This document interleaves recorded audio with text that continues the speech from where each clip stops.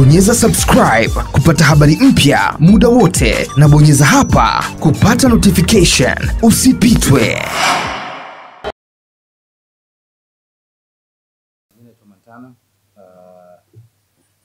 Mkurugenzi wa Shredder Vibes. Niko hapa leo kwa ajili ya kuwajuza na kuhakikishia Tanzania kwamba kwanza niwaombe radhi sana, apologies kwa Tanzania kwa shughuli ya juzi ambayo ilifanyika ndani ya Next Door Warehouse siku ya tarehe 7. Najua watu wengi sana walitegemea kumuona Kizz akiperform, lakini hawakuweza kumuona, na leo tuko hapa kwa ajili ya kuhakikisha Tanzania kwamba tunapenda sana na nyie ndio nguzo yetu katika kuhakikisha kwamba tasnia ya burudani hapa Tanzania inasimama, na dhumuni letu kuu la kuwepo hapa ni kuhakikishia kwamba tunataka tu position Tanzania iwe ndio entertainment hub, sio tu kwa upande wa Tanzania, lakini Tanzania, East Africa, Africa, na as far as the global scale is concerned, dunia nzima. Kizz alitakiwa kuperform siku ya tarehe 7, lakini haikufanikiwa. Najua kuna madhara mengi, watu wameumia probably psychologically, lakini at the end of the day sisi tunahakikishia kwamba Kizz ataongea na nyie na atawaambia ukweli wote uliotokea siku ya tarehe 7, na labda anaweza akawa surprise na vitu vingine vikubwa zaidi kwa upande wa Kizz. Kuna mambo mengi sana vitu vingi sana vimesemwa, lakini ukweli uko hapa. Kizz, talk to the people of Tanzania, please. All right. Mambo. Wow, okay. I just learned that. Good evening to everybody. Thank you for coming out. And we want to apologize for keeping you guys waiting.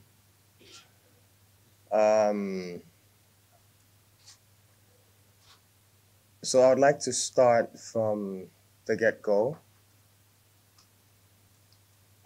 I was contracted by an agency, back home to perform here in Tanzania, August 7th.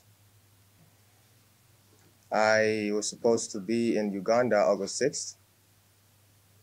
So I felt, okay, well, it's only nice to, drop in and say hello to my Tanzanian people. I had an amazing time in Uganda. It was a great show, made friends with the media and all that. So the agency reached out and advised that the promoter in charge of the show here in Tanzania already booked a flight for me to leave Uganda.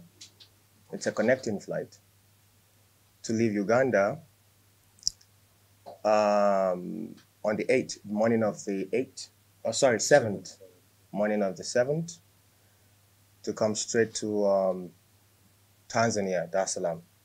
Did I pronounce that right? Yeah. Dar es Salaam. Okay, cool. Dar es Salaam. Dar es Salaam. Okay. It's a beautiful city, by the way. Oh yeah, I know. I know. Beautiful people too. And people love you. I know. So much. I know. All right, so I left the hotel at Uganda exactly 6 a.m. in the morning. I head straight to the airport, caught the flight, but unfortunately, the airline delayed the flight like an hour in Uganda. But we still got on the plane, and then we flew into Nairobi, Kenya. On getting to Kenya, the connecting flight from Kenya to Dar es Salaam left. So we communicated this to the organizers, the promoters of the show, that this is the situation right now. As it is, we can't be, because we got to Nairobi 12 o'clock, 12 p.m., 12 noon. And we communicated to the organizers and the promoters that, look, this is the situation on ground. The flight got delayed, so we missed the connecting flight. What's the situation? Can we still make the show? Oh, yes, and they confirmed to me that they can get the next available flight to Dar es Salaam for 8:45 p.m. 8:50. For 8:50 p.m. Oh, okay, yeah, 8:50 p.m. So I was in Nairobi, Kenya for 8 hours. I was at the airport, at the lounge at the airport. It was filled up with people, by the way, because a lot of the flight got canceled and got delayed that day. So we managed to stay in Nairobi for 8 hours. The time, 8:45, we got on the plane, we flew straight to Dar es Salaam. We got to Dar es Salaam, I think we landed around past 11. Yeah, around midnight, yeah. So unfortunately, getting to Dar es Salaam, we realized that the airlines forgot our bags in Nairobi, Kenya, along some of the equipment we'll be needing for the performance that night. The gears, the costumes, and all that. So we communicated yet again to the organizers that, look, this is the situation on ground. We spoke to the airlines that showed us that, okay, fine, we'll get the bags, we'll try and work how we can find the bags and get them across to you. So the organizer that showed me that I can still be on stage by 3 a.m. in the morning. So I worked with them on that and said, okay, no problem. I'll compromise. We can let go of that. Let's go. Let's make the show happen. So we left the airport. We got to the hotel at around 1:30 in the morning. Yeah, we got to the hotel at around 1:30 in the morning.